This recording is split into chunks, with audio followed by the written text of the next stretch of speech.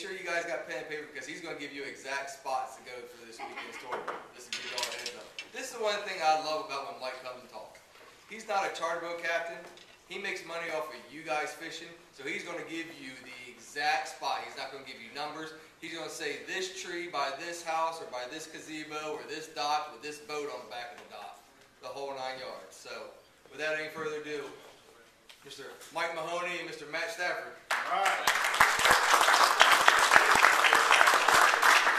Well, I'll tell you what happened today. I was at the Strawberry Festival, me and my buddy Big Sticky and my wife. It was about noon, and I got a call.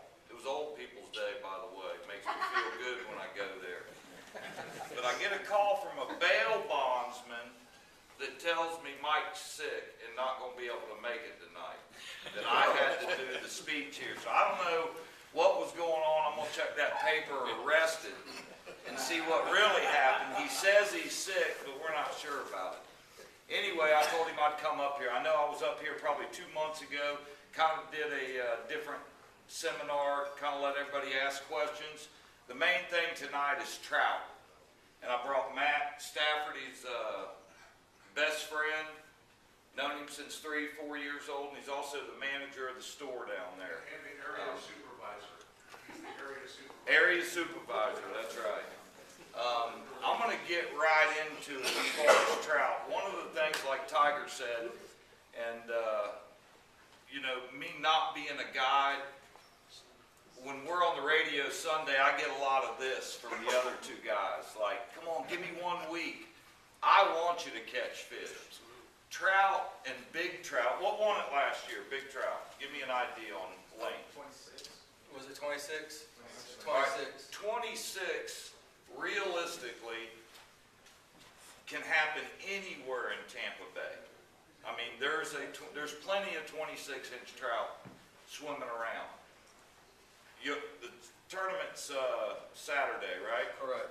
So you got 1 day of pre-fish. Who's pre-fishing tomorrow? Who's in the tournament? So we got a handful, but only 1 guy, maybe 2, pre-fishing tomorrow. You going to go in the bay, or are you going to Fort DeSoto? In the bay. All right, where I would go, if it was me, trout fishing Saturday, the bar off Ballast Point. Everybody familiar with that? It's where the old ships came in, unloaded the ballast, the rocks, and everything they had for counterweights. Right on a shoal. It's right next to the channel. They show it on the chart. Anybody know the tide for Saturday? It's incoming. So it's going to be low. Best time to fish the bar. You see the rocks when you're going up to it. And that's what you want to do. Also, those rocks on Ballast Point, from the Ballast Point Pier to the south, as far as you can go until the military runs you out of there, that whole edge is loaded with rocks, and I mean 50 yards off the shoreline, you have rocks over there. I would go in by the pier at the end of Davis, or at the end of Bayshore. I would start there and just work my way down. I'm going to throw artificial if I'm going for big trout. Most of my big trout have been caught off like a jerk shad, something 5 inches, 6 inches long. Seems like the bigger ones are more aggressive. Now, I've also gone into the Fort DeSoto area with whitebait and greenbacks and chummed up trout. But one thing I've learned, I mean, a lot of times, is you can fill a trout up quick chumming. So if you're going to chum, few pieces of bait. Watch them go out there. Make sure that they're well away from there. You get trout boiling, you want to start throwing those baits out there. Don't keep going with the chum. You'll fill a trout up real quick.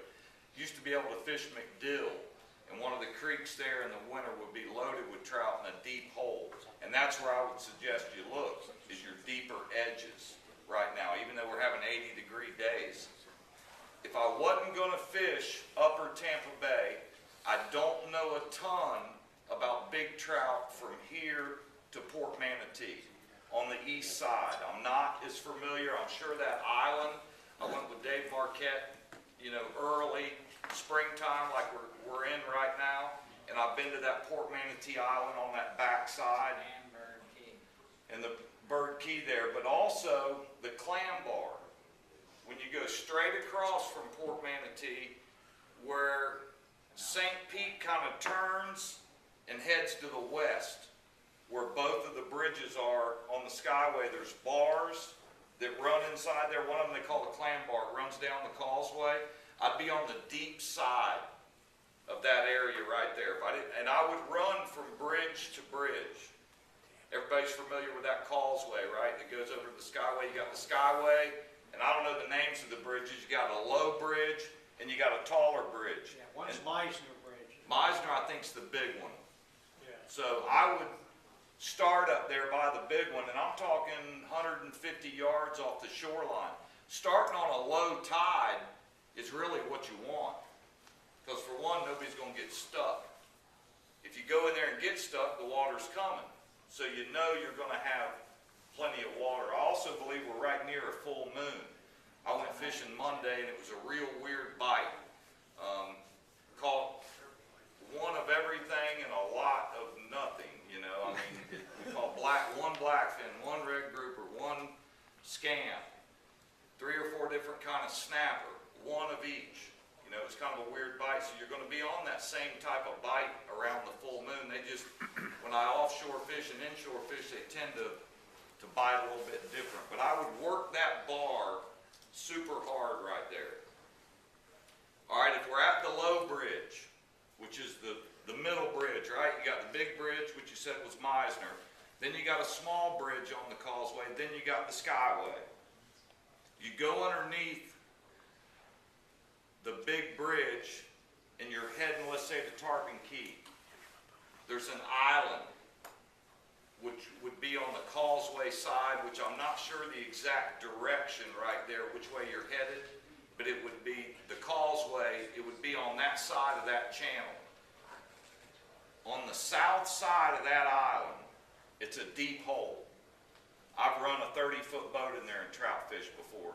Dave Marquette took me there a couple years ago. We caught some really nice, I'd say 22 to 26 inch trout right in that area. And it's almost, I think it's almost directly across that channel from what they call Cow and Calf, which are the 2 small islands off of Tarpon Key to the north.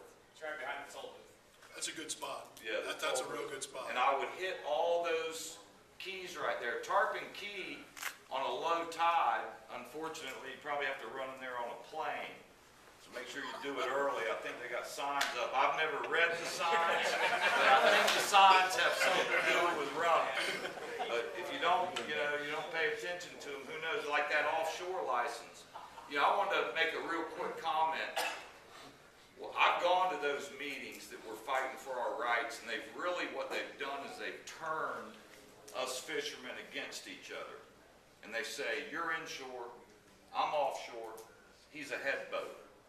And they've divided us, is what they've done. It's their tactic. It's totally ridiculous what's going on with red snapper. The state realistically should do exactly what Louisiana did.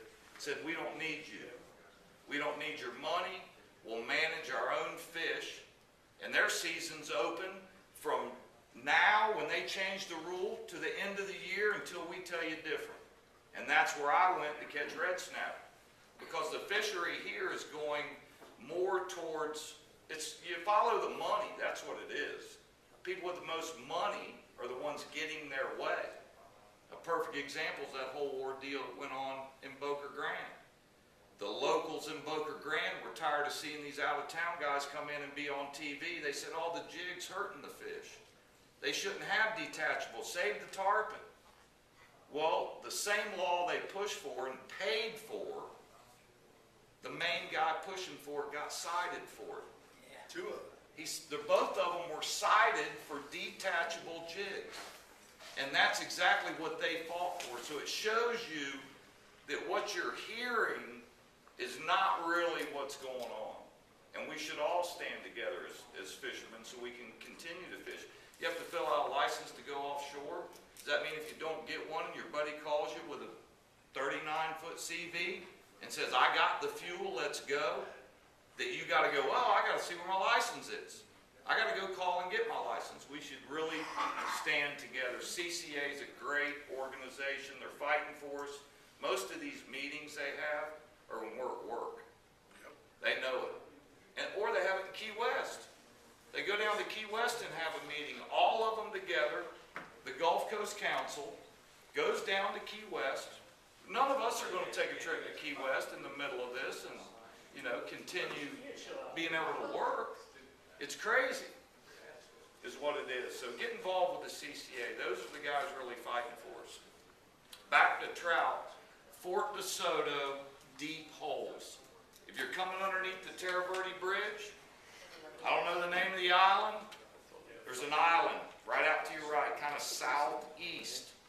Big island, you can run the shoreline there. Somebody asked me earlier, give away Mike's spots where he was catching them. I can tell you where a lot of them were catching them. Go down that shoreline, come underneath the Terra Verde Bridge, head to the north.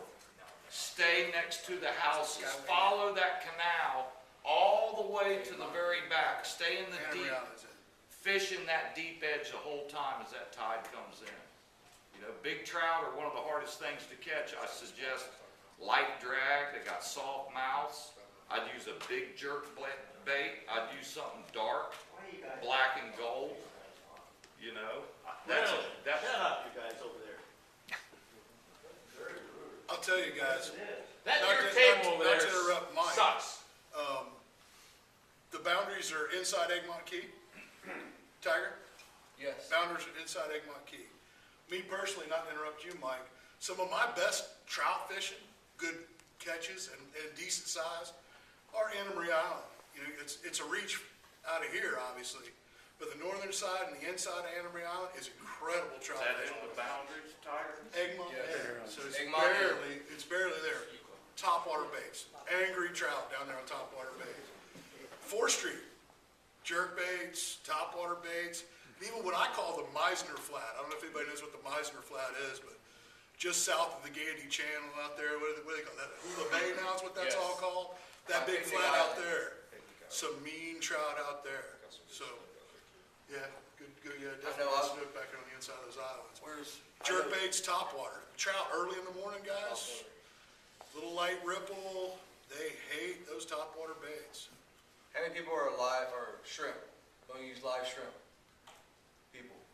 There is a couple spots right outside of Bishop's Harbor that are perfect live shrimp with about 2 feet a leader under a popping cork. It's tall grass. It's deeper water than what you're used to down on the flats, but there's big trout hanging in that tall. The grass is some grass that University of Florida planted over there, and it's 8 feet tall and it goes from the bottom all the way to the top. It's almost like the kelp that you see on the West Coast, Good habitat. and it's probably about 100 yards by 100 yards.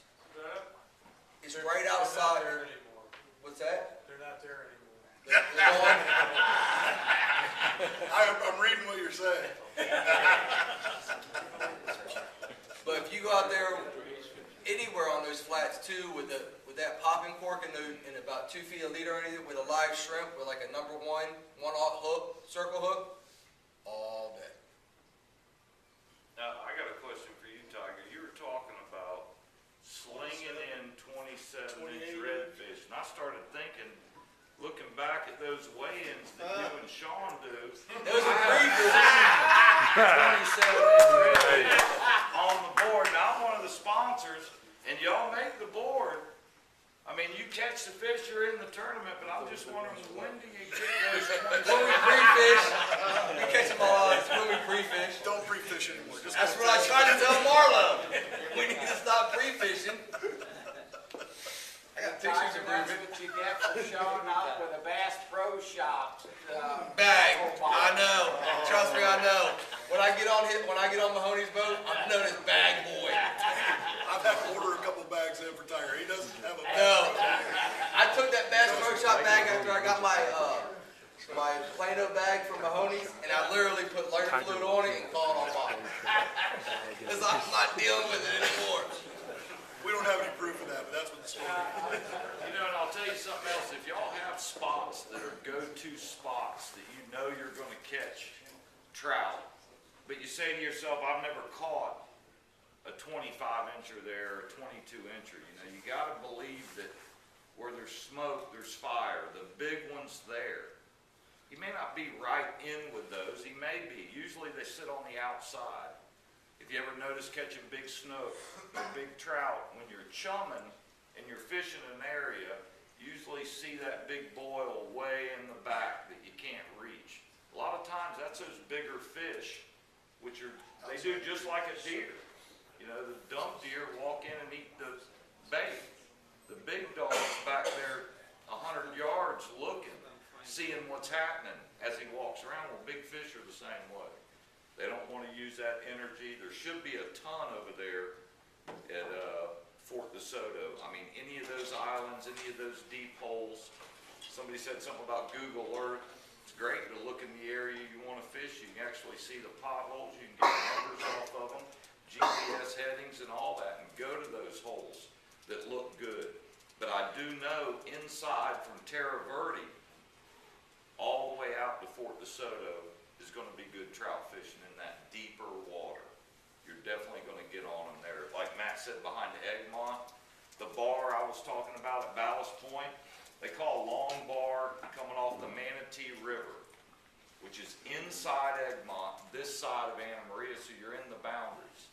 That bar, where the tarpon show up early, right where it drops, that whole edge is shell. That's a beautiful edge too. It Lots reminds me a lot of Boca Grande there. It's right where the river drops out. So, I mean, with those spots there, you're going to spend all day. And a big trout, it can be caught anytime. You know, it's not just an early morning. Early morning, it's great with a plug. You know, but all day I'm throwing a jig.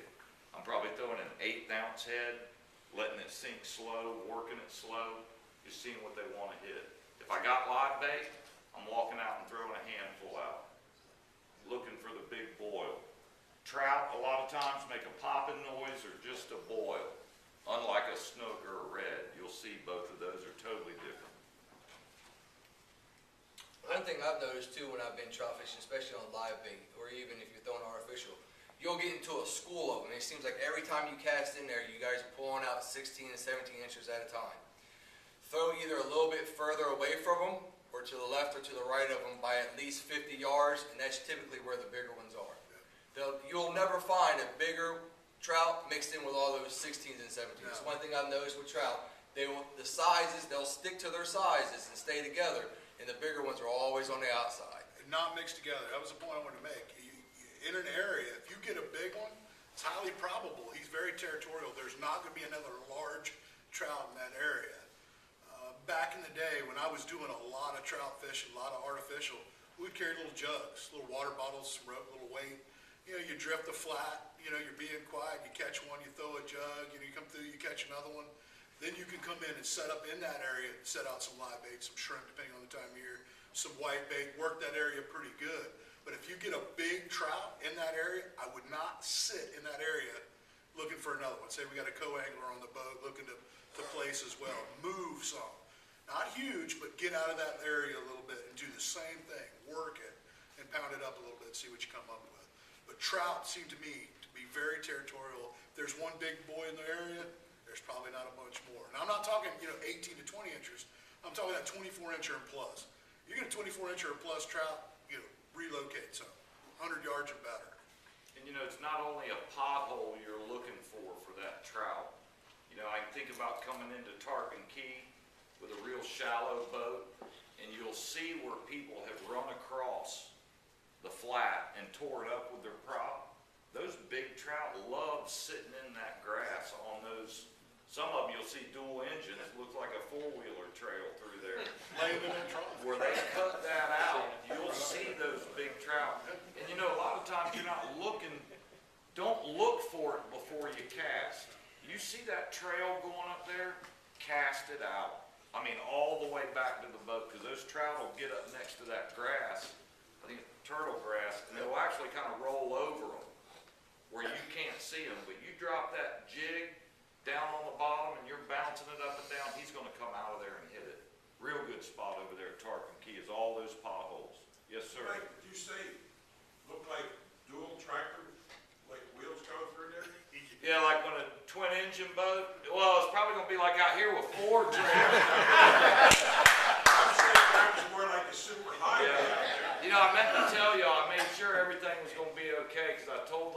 up front, that if Santiago calls for a table of 7, let us know here. I heard that was the last thing the restaurant heard. Santiago, party of 7, your table's ready. One other tip with the trout, guys, especially if we're drifting a flat, and not to interrupt you again, Mike. Fishing are nose into the wind and tide. All right, and they're not gonna take a bait coming past them or coming to them. So be thinking about that as you're drifting or setting up. Those fish are gonna set up in a wind and in a current, looking for something to come by or to ambush to. So you're gonna get better bite versus bringing it past them, bring it to them. You know, I'll tell you another spot over there by Tarpon Key. The rest area, is everybody familiar with that rest area that's right before the Skyway Bridge? Just off of that where people park or whatever, sometimes you'll see them fishing. That trough in there is a super good spot for big trout. But it's gonna be getting there first. So whatever spot you're gonna go to, have you something in mind that hopefully nobody else will be there. Whether you get up early enough or maybe it's something that they don't hit as much. But those trout, the big trout, are gonna hit better without a bunch of boat traffic running over them. For sure. Yes, sir. We've got a lot of people in this room from Apollo Beach and Ruskin. Tell us about this area. The easiest way to find that I've known, Dad and I, some of our best days trout fishing when we first started fishing this area, is there's 2 things you can use. You have the parachute when you're drifting, or now Power Pole has their own. If you have a Power Pole, they have a device you can sit there and put on there. You can actually start on one of these sides of the flat. Get on the flat. Don't throw your angle. Don't put your Power Pole down. Just drift across the flat. And as you're going, either live bait or just keep throwing out there. And just keep throwing out there. That's the easiest way to find trout. As soon as you catch up on one, if it's a decent one, you know you can sit there and keep moving. Or if it's one of those little schoolers, you can stop, put the Power Pole down there and fish it for a little bit. Throw 15 yards, 20 yards that way, 20 yards that way. But the easiest thing is just to start drifting the flat. Change up what side. Am I going to fish in? Am I doing 3 feet of water, or am I going to go all the way to the manatee markers in the 6-foot area of the water? And just sit there and do it all. The best place that I've seen on this side is Cockroach Bay, the channel right there in front of Cockroach Bay, all the way down to the Port Manatee right there. All the way down to Port Manatee. You have that Down the bar? down the bar. On the outside. On the outside. Down the bar. Or if you're going to fish north of Cockroach Bay, they have, if you pull up Google Maps, they have it. There's a sandbar that runs parallel with the mangroves, okay? You have the inside where you can sit there and you can run a little bit, it's a little bit deeper water. You have the outside, which is a little bit better. If you get on the outside of that sandbar, especially as that tide's coming in, and you power pull down, you find the sandbar. There it is, and then you'll see a little bit deeper water on the other side of it. You power pull down, and then you start casting over to that other deep area on the other side of the sandbar. Just get ready. I take my daughter whenever she's off of school and we go fishing. I take her there every time with a popping cork and a live well full of shrimp, and she'll beat me every single time because she's patient. She'll cast it out there. She knows to pop it twice real hard in the water, make that popping cork sit there and cause a little bit of clatter, because that little bit of clatter actually mimics other trout feeding, and it'll bring trout in, and next thing you know, she'll sit there and fish on. I've seen Dad sit there and throw it in this one certain spot just north of there, and the girl that we had on boat asked him, did you throw it right in his mouth? Because before he even hit the water, he had to fish on. I'm going to tell you, sir, I want to answer your question in a different way that you weren't really asking. In my opinion, in a tournament in this area, I'm moving away from it. We're just coming out of winter, where the manatees are all over that warm water discharge. All they're doing is eating up the grass those trout are trying to stay in. I'm moving out of this area. I hope you have a boat, and I'd recommend you move away from this area, further south like Tiger's saying, a little further north, or a different direction, because I feel those manatee feed on all those grass, and it really hurts that trout habitat here this time of year. We were out there today and there was like 4 or 5 manatees just popped up right next to us, just feeding. Wheaton Islands is not a bad spot either. If you go right out, you go around the markers. A lot of good grass. Wheaton Island, which is straight across, if you go straight across the bay here. Wheaton Island's this side of Gandy. That side of the Wheaton Island is what we call Of it. course, be careful. I think we're looking at some weather here coming up at us, so you guys And be it also safe. depends on the boat you have. Can your boat float? 40 foot, 4 Hey. inches, you can go anywhere. 10 inch of the water, you know, or do you need a couple feet? I can tell you right now, that Ballast Point bar, that'd be the first place I'd hit. If I was in the tournament, I'd be leaving from Davis Island and go straight there. And I'd work it for 2 or 3 hours, because I know the big ones are there. I think Not those a ton of rocks them. heat up with the sun, keeps the fish close to it. I think that's a number one spot, right? There's some redfish over there too that are this big. Yep. In that neighborhood. Yep. Now, Joe's Island, if you're not familiar with that, that's further down. Fish over there. No fish over there. No fish over there. Anyway, it's that way. That's about Port Manatee, right? A little further down, almost to the bridge, you got the, What's that little bridge cut on out? 275, you've got the ticket booth there, the toll booth. If you can see that from your boat to your left, that's Joe's Island. It's a little cut that goes back in. You want to fish on the outside of that island because there's some nice spot holes all the way down in front of it. It's all oyster shell, too. And it holds a lot of Anybody fishing trout on out the outside. of a kayak? No, I'm talking on the outside, not on the inside. I launch at it's a 4th Street. Is Yeah. that in the zone?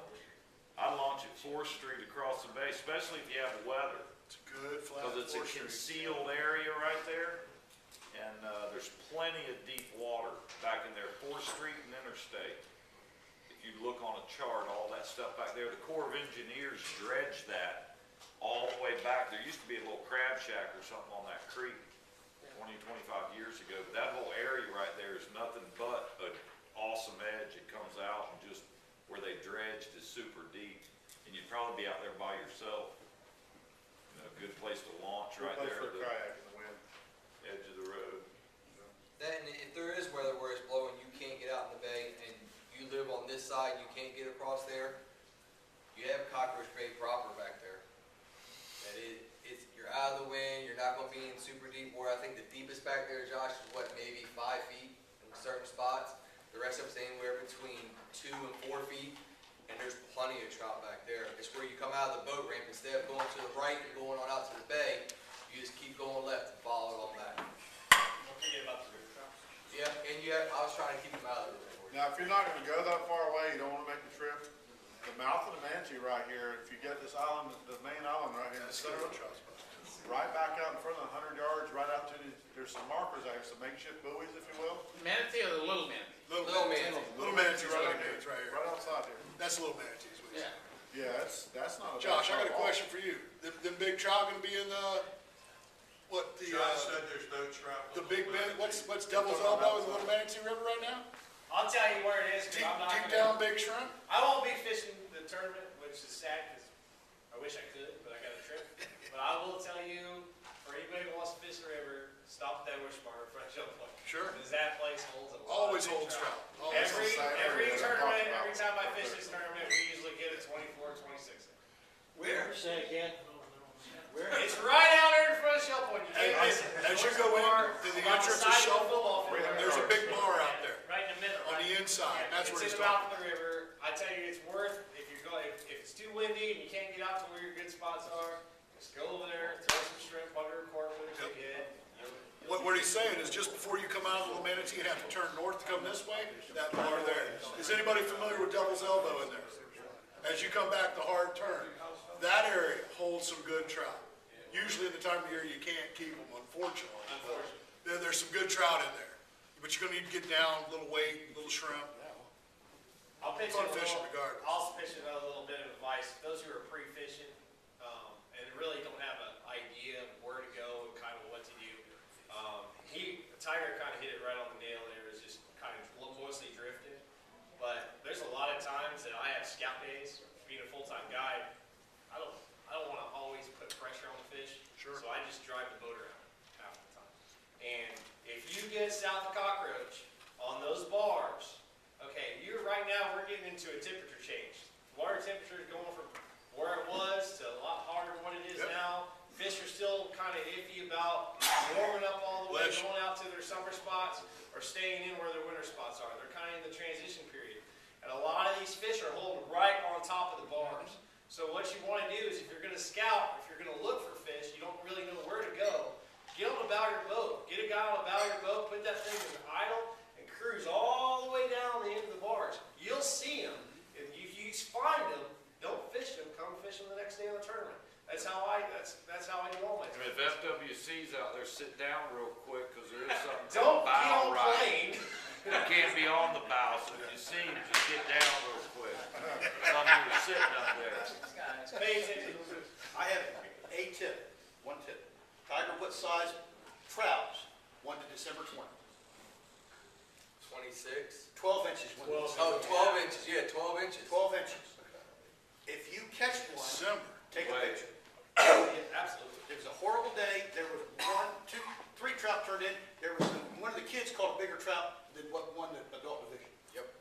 Take a picture. There was, Good advice. Martin, what size was yours? You know. You never know. 14 inch. Martin caught a 14-inch, could have won the trout park. It just doesn't. That's a good point. If you're in, you're in. Yeah, last year, King of the Beach, springtime, 480 entries. We caught a 26 pounder.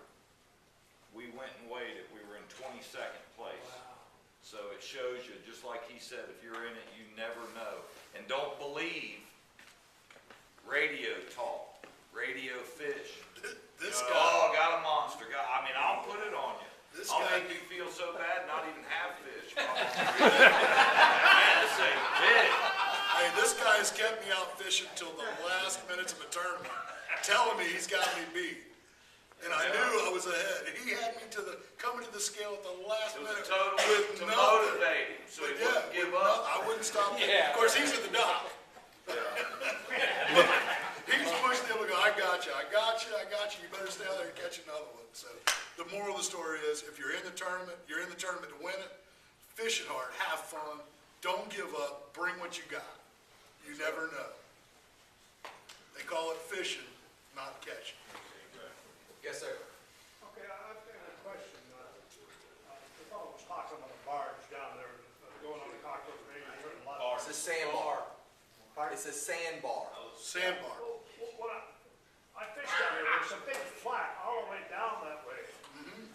If you look, Maybe 2 it's or a 3 feet of water. it's a flat, but if you look at a map or if you go to Google Earth and look, you'll see a little bit deeper water here, a little bit deeper water here, and a stretch of sand that runs all the way down. There's a series of bars. Yeah.